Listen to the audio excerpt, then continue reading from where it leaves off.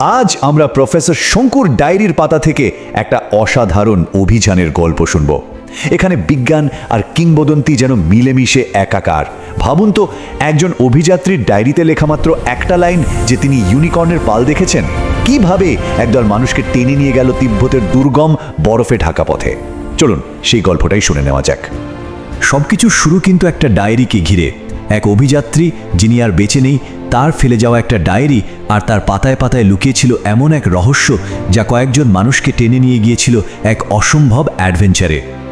ডায়েরিতে লেখা ছিল, আজ আমি ইউনিকর্নের পাল দেখেছি। আমি এটা আমার সম্পূর্ণ সুস্থ মস্তিষ্কে লিখছি। শুধু এই একটা লাইনই যথেষ্ট ছিল সব কিছু ওলটপালট করে দেওয়ার জন্য। তিব্বত পর্যটক চার্লস উইলার্ডের ডায়েরির এই লাইনটাই ছিল সেই আগুনের ফুলকি যা থেকে পুরো অভিযানের দাবানলটা শুরু হয়। কিন্তু রহস্যটা শুধু ইউনিকর্নেই আটকে ছিল না। ডাকাতদের হাতে মারা যাওয়ার ঠিক আগে উইলার্ড আরও একটা অদ্ভুত কথা লিখেছিলেন, আজ আমি উড়লাম, 100 বছরের এক লামা উড়লেন। ভাবা যায়, একদিকে ইউনিকর্ন আর অন্যদিকে উড়ন্ত লামা। এই দুটো অসম্ভব ব্যাপারই কিন্তু প্রফেসর শঙ্কু আর তার বন্ধু জেরেমি সন্ডার্সকে বাধ্য করল তিব্বতের পথে পা বাড়াতে। তো উইলার্ডের ডায়েরির এই সব অবিশ্বাস্য কথার সত্যি মিথ্যে যাচাই করার জন্য একদল লোক একজোট হলেন। তাদের সবার একটাই লক্ষ্য ছিল, তিব্বতে যেতে হবে আর আসল সত্যিটা খুঁজে বের করতেই হবে। এই টিমে কারা ছিলেন জানেন? মানে এক একজন এক এক রকম। যেমন ধরুন আমাদের প্রফেসর শঙ্কু, বিজ্ঞানী, আবিষ্কারক, ভাষাবিদ সব। তার ঠিক উল্টো দিকে ছিলেন তার বন্ধু ভূতত্ত্ববিদ জেরেমি সন্ডার্স। তার কাছে সব কিছুর জন্য চাই সলিড বৈজ্ঞানিক প্রমাণ। আবার ছিলেন জার্মান নৃতত্ত্ববিদ উইলহেম ক্রোল, যিনি কিন্তু আবার প্রাচীন জাদুবিদ্যা এইসবে খুব বিশ্বাস করতেন। আর হ্যাঁ, ছিলেন শঙ্কুর প্রতিবেশী অবিনাশবাবু। উনি এই সব কিছুর মধ্যে গিয়েছিলেন শুধু পুণ্যে অর্জন করতে। তো বুঝতেই পারছেন, দলের মধ্যেই দুটো ভাগ ছিল। সন্ডার্স ভাবতেন উইলার্ডের ওইসব কথা হয়তো নিছকই মনের ভুল, বা হয়তো ড্রাগসের নেশায় দেখা কোনো হ্যালুসিনেশন। আর ক্রোল, ওর তো আবার উড়ন্ত লামার ব্যাপারটা দারুণ লেগেছিল। উনি ভাবতেন এটা নির্ঘাত প্রাচীন জাদুবিদ্যার জলজ্জান্ত প্রমাণ। কিন্তু গল্পে একটা টুইস্ট ছিল। এই দলে এসে জুটল এক রহস্যময় রাশিয়ান ভদ্রলোক, নাম সার্গেই মার্কোভিচ। তার সম্পর্কে একটাই কথা বলা হতো, ঠোঁট হাসলেও তার চোখ হাসে না। তার আশাটা যেন কেমন একটা অশুভ ইঙ্গিত নিয়ে এসেছিল। আচ্ছা, এবার তাহলে আসল যাত্রার কথায় আসা যাক। তিব্বতের ওই রুক্ষ কঠিন মালভূমি কিন্তু অভিযাত্রীদের জন্য একের পর এক বিপদ সাজিয়ে রেখেছিল, কিছু প্রাকৃতিক আর কিছু মানুষের তৈরি। ব্যাপারটা ভাবুন একবার, প্রায় 16,000 ফুট উঁচুতে। সেখানে অক্সিজেনের অভাবে মার্কোভিচের মাথাটা কেমন যেন বিগড়ে গেল। সে কি করলো জানেন? একটা খাদের একেবারে ধারে দাঁড়িয়ে হিহি করে হাসতে শুরু করলো, মানে যাকে বলে হিস্টেরিয়ার মতো হাসি। তখনই প্রথমবার সবার মনে হলো বিপদ শুধু বাইরে নয়, দলের ভেতরেও একজন আছে। আর তারপরেই এলো সেই ভয়ঙ্কর মুহূর্তটা। তাদের উপর হামলা করলো সেই খাম্পা ডাকাতের দল।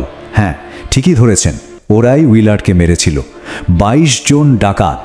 তো ওদের একটা বিশাল চেহারার তিব্বতী কুকুর সোজা মার্কোভিচের উপর ঝাঁপিয়ে পড়ল। আর ঠিক তখনই প্রফেসর শঙ্কু বের করলেন তার সেই বিখ্যাত অ্যানাই হেলেইন পেস্তল। এক গুলিতে কুকুরটা হাওয়ায় মিলিয়ে গেল। ব্যাস, এই জাদু দেখেই ডাকাতদের আত্মারাম খাঁচা ছাড়া। ওরা উইলার্ডের সব জিনিসপত্র ফেলে রেখে যে যেদিকে পারল দৌড় লাগালো। বাইরের ডাকাতদের তো তাড়ানো গেল, কিন্তু দলের ভেতরের বিপদটা, সেটা ছিল আরও অনেক বেশি ভয়ঙ্কর। এবার সময় হয়েছিল সেই রহস্যময় সঙ্গী মার্কোভিচের আসল পরিচয়টা জানার। তো আসল প্রশ্নটা হলো, কে এই সার্গেই মার্কোভিচ? কোথা থেকে এলো সে? ক্রোলের মনে যে সন্দেহটা বাসা বেঁধেছিল, সেটাই এবার গল্পটাকে এগিয়ে নিয়ে যাবে। ক্রোল কিন্তু এবার একটা সাংঘাতিক কাজ করে বসলেন। উনি লুকিয়ে মার্কোভিচের চায়ে ঘুমের ওষুধ মিশিয়ে দিলেন। আর মার্কোভিচ যেই না ঘুমিয়ে পড়ল, উনি ওর জিনিসপত্র ঘাঁটতে শুরু করলেন। আর যা খুঁজে পেলেন সেটা ছিল এক কথায় শকিং। কী পেলেন শুনবেন? বিভিন্ন মঠ থেকে চুরি করা সোনার মূর্তি, দামি কস্তুরি, সেটাও সম্ভবত চোরাই মাল, একটা লুকিয়ে রাখা .45 কোল্ট রিভলভার, আর সব থেকে বড় প্রমাণ, 3টে চিঠি। চিঠিগুলো কিন্তু মার্কোভিচের নামে নয়, লেখা দিল্লির একজন মার্খামের ঠিকানায়। আর তখনই পুরো ব্যাপারটা জলের মতো পরিষ্কার হয়ে গেল। সার্গেই মার্কোভিচ আসলে জন মার্খাম, একজন কুখ্যাত ফেরারি আসামি। স্মাগলিং আর একজন পুলিশ অফিসারকে খুন করার অভিযোগে পুলিশ তাকে খুঁজছিল। আর সেই লোকই কিনা পরিচয় লুকিয়ে দলের সঙ্গে ঘুরছিল। মার্কামের আসল পরিচয় তো জানা গেল। এরপর টিমটা এমন একটা জায়গায় গিয়ে পৌঁছলো যেটা ছিল উইলার্ডের ডায়েরির সবচেয়ে গুরুত্বপূর্ণ জায়গা, আর সেখানেই অপেক্ষা করছিল আরও এক ওল্ড রহস্য। উইলার্ড পাথরের গায়ে নিজের নামের আদ্যাক্ষর খোদাই করে গিয়েছিলেন CRW। সেই চিহ্ন ধরেই দলটা খুঁজে পেল থোকচুম মঠ। কিন্তু সেখানে পৌঁছে দেখল কি আশ্চর্য, চারিদিকে পিন পড়া নিস্তব্ধতা, পুরো মঠটাই যেন পরিত্যক্ত। মঠের ভেতরে ঢুকে ওরা যা দেখল সেটা ভোলার নয়। এক লামা পদ্মাসনে বসে আছেন, কিন্তু তার শরীরটা মমি হয়ে গেছে, মানে বহু বছর আগেই উনি মারা গেছেন।